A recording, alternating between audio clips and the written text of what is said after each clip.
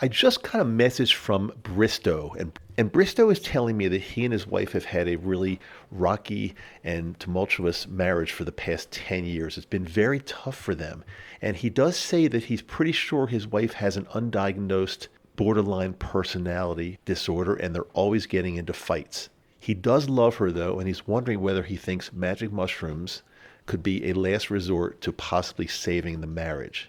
Well, Bristow, I'm going to answer that question for you right now on today's show. Welcome to Microdose U. I am Dr. Dave.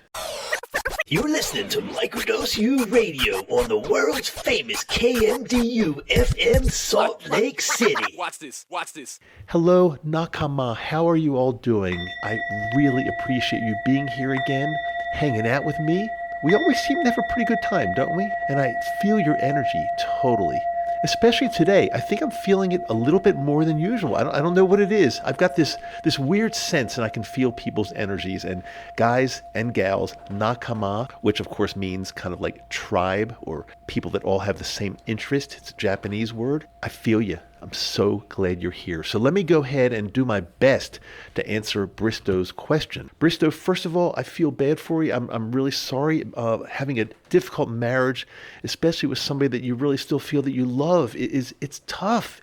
It's not good. It's so sad. But of course, so many people are in the same situation as you are. So I hope helping you can help many other people as well, whether their spouse has a personality disorder or depression or some type of mental health disorder, or maybe they just don't get along. Maybe things are just really tough in the marriage. And your question basically is, can magic mushrooms save a marriage? And from my experience, Bristow, from microdosing over the past 3 years, I'm going to say there's a very good chance it can help, and I believe you should give it a try, you and your wife, both of you. What I've found by using magic mushrooms is they kind of go in order, and like I have shared in my 3-part series, year 1 and year 2 and year 3 from microdosing, they take care of what's needed the most at first. So if you both start a microdosing journey to heal your marriage, I think there's a very good chance that you will find some success.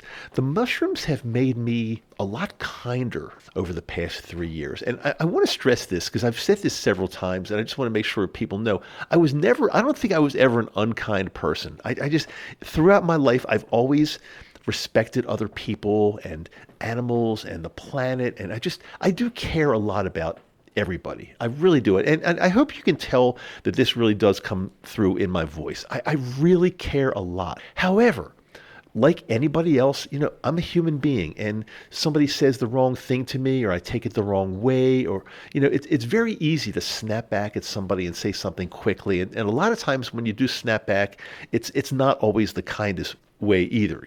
People say things that maybe they don't think about at first, or they don't mean, or they regret later.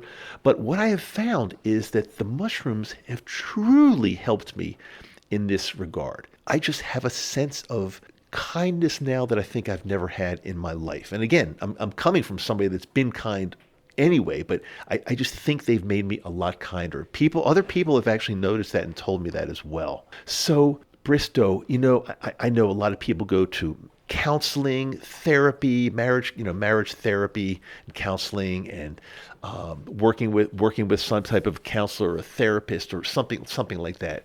And I've made it pretty clear on this show over 3 years that I'm not a big fan of talk therapy. I just think I'm not saying it never works, but I think it's not as effective as other methods. Now, I do believe talk therapy does have a place, and I think if you and your wife do start to microdose and find some answers and some kindness and ways to be more spiritual and get together and be closer, I think there's a really good chance that, combined with some type of therapy sessions with a counselor, could really be the solution to improving your marriage and getting back together and getting back on the same track and not just loving each other again, but just loving to be with each other and without fighting, without turmoil, without all the things that go along, unfortunately, with so many marriages in this country and really in this world.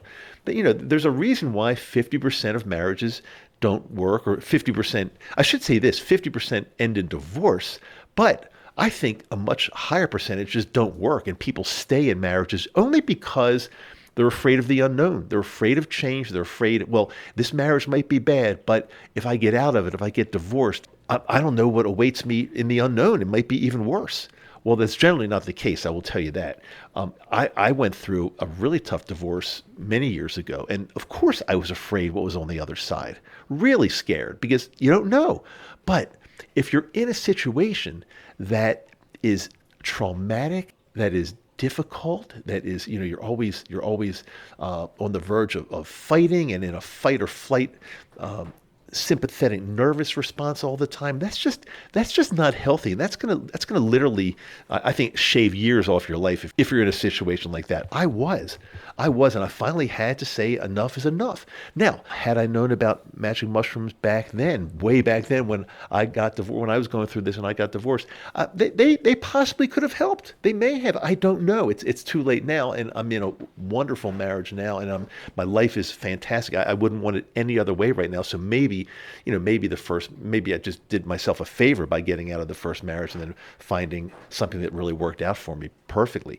But could magic mushrooms have saved my original marriage? It's a possibility, because when people become kinder and you get along better and there's not always the turmoil, there's not always the fighting and the craziness and crazy personalities that go along with some of these things, yeah, I think they could have helped. I really do. So Bristow, yeah, I think there's a very good chance. Now, your wife has to be on board. If she says, no, I'm not doing that, I have no interest in using magic mushrooms, no interest in microdosing, then I think, it's not going to work for you. So again, you got to take the path that you think is going to work best. But I've always said, and I've said this for a long time, even before microdosing, I've said this: if something is not working out for you, whether it's a relationship, whether it's a job, whether it's a friendship or a family situation, or it could be anything, a business, a job you're in, whatever. If something's not working out for you, it's causing you trouble. It's causing you to just not enjoy your days. It's causing you to be uncomfortable in your life and in your situation. Then, in my opinion, there's only one solution. Figure out what's going on, try to fix it, and if you can't fix it, get out of it. There's no other way to do it. If you stay in a toxic situation, whether it's a marriage or a job or a friendship or anything, if you stay in a toxic situation, it is going to get worse. And it's almost like reverse depositing money in a bank. Like, you put money in a bank, it starts to grow and grow and grow. And, one day or I shouldn't say a bank really, because you don't get really much interest from a bank, but in a stock market or a mutual fund or something like that, you'll invest money and it'll grow and grow and grow. And one day you'll look at it and say, wow, I've got a lot of money because of all this interest and of all this growth. Well, a toxic situation is almost the opposite. You can try to cover things up. You can try to forget about it. You can try to ignore situations, ignore trauma, ignore fighting, ignore things that you just don't like at all. But they're going to be deposited somewhere in your brain, somewhere in your body. These traumatic situations are always being deposited, and you think you can sweep them under the rug, but you really can't. They're accumulating somewhere in your body. They are. And one day they're going to blow up in the way of a mental health situation, a physical health situation, or something like that. They don't just get forgotten. They get deposited somewhere and they are accumulating. So I want you to please remember that. You can't just ignore these things. Look, I was doing that. I was ignoring a lot of the red flags that were in my life many, many years ago. And that's one of the reasons that all this stuff came back to haunt me. And that's why I went through a lot of mental health issues and even physical health issues. And that's why I had to turn to microdosing to get me fixed. But I don't want you to get to that point. If you can avoid it, I don't want you to get to the point where all these things are accumulating inside of you and then all of a sudden things burst and things go crazy. I don't want you to do that. So again, getting out of a bad situation, very, very important. Before you get out of it, try to fix it. Try your best to fix it if you think the situation can be fixed and if you think you want to stay in that situation. But if you think there's no way to fix it or you just can't stand the situation, again, whatever the situation might be, then you need to get out of it. And it doesn't matter what you think of the unknown or how scared you are of the unknown, because I promise you this, the unknown will turn out to be better than the situation that you're presently in if you're traumatized, if you're hating it, if you're always sad, pissed off, angry, that type of thing. The unknown will be better because you are smart and you will figure out a way to make things better once you eliminate the really tough situation. But now we have microdosing. So again, microdosing is always good to try to help a situation before you feel you have to get out of it, because it's going to make you see things deeper, more clearly. It's going to make you be kinder. It's going to help you get along with other people better on a much higher level as well. So yeah, now we have another tool in our toolbox that I didn't have, or at least I didn't know about many years ago when I went through a lot of my craziness. So I'm trying to educate you and help you and give you a heads up that you can do this. You can do this before it gets to the point where you just have to leave the situation. But again, leaving the situation is an absolute possibility, and I don't want you to ignore it because, again, it can be a lifesaver to you. I'll repeat this. If you stay in a toxic situation, it is likely going to be a killer. Now, like I always say, this is not medical advice. I'm sharing with you my decades long of experience with all this craziness, and I'm pretty sure that it's going to be the same with you, but I cannot officially say this is medical advice or mental health advice or anything like that. Wow. Okay. So I think, Bristow, I think I've helped you. I'm pretty sure my answer is going to change your life. I'm almost sure. Just please go ahead and give it a shot if your wife is amenable to this. And wow, this has been a little bit heavy. And what I want to do today, I want to end this one episode with a tiny little breathing exercise because I think you need it. I think you all need it a little bit because there's no way it can hurt you in any way. And in fact, it's only going to help you. So let's just take maybe 60 seconds. That's all we need to do. I want you to sit down, if you can, in a very comfortable position, in a comfortable place. And I want you to, when you're ready, take a long, deep breath through your nose. Okay, let's do this together. We're going to take a long, deep breath through our nose. And when I get to the point where I'm going to say hold it, just hold it right there for about 10 seconds. So let's go ahead and start. Long breath through our nose together, starting now.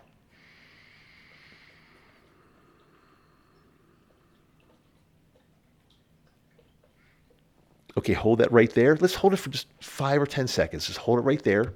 And then go ahead and start breathing out. And I want the out breath to be a little bit longer than the in breath.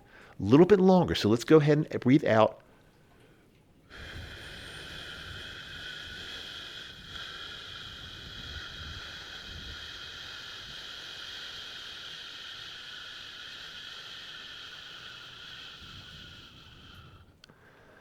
Oh, you feel a little bit better?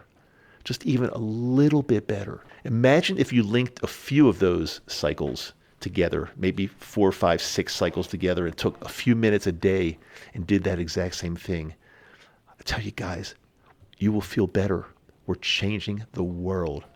I'm so appreciative that you're here with me because we are way ahead of the curve. Do you realize that most people right now in your country, wherever you are, I'm broadcasting from the US, and most people across the world still do not even know about what we're talking about.